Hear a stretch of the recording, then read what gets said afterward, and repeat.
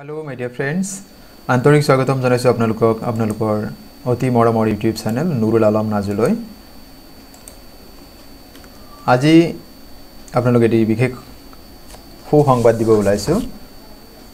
Assam direct recruitment এক্সামৰ অন্তৰ্গত যিসকল বন্ধু-বান্ধৱীয়ে grade 3 ৰ পৰীক্ষাত অৱতীৰ্ণ হৈছিল আৰু এই পৰীক্ষা কণ্ডাক্ট কৰিছে ষ্টেট লেভেল ৰিক্ৰুটমেন্ট কমিশনে।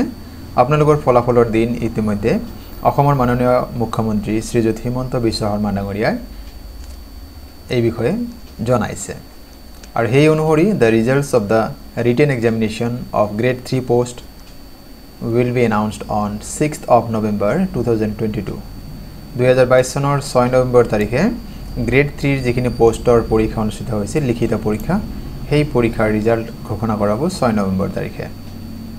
গতিকে আপোনালোকৰ বাবে সুখবৰ আৰু এই বিষয়ে অসমৰ মুখ্যমন্ত্ৰী ডাঙৰীয়াই কি কৈছিল এই বিষয়ে এবাৰ চাই লওকচোন।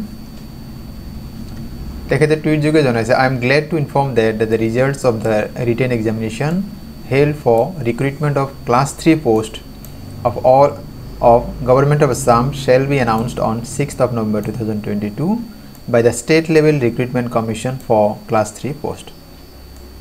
গতিকে ফলাফলসমূহ 6 নৱেম্বৰ তাৰিখে ঘোষণা হ'ব এই বিষয়ে বিস্তৃতভাৱে জনাইছে অসমৰ মাননীয় মুখ্যমন্ত্ৰী হিমন্ত বিশ্ব শৰ্মা ডাঙৰীয়াই।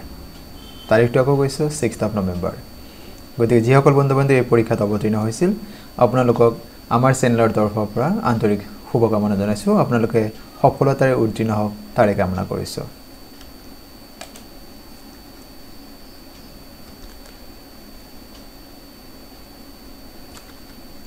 আৰু আজিৰ এই ছুটি ভিডিঅ'টো আপোনালোকে সম্পূৰ্ণকৈ চোৱাৰ বাবে আপোনালোকলৈ জনাইছো অশেষ ধন্যবাদ।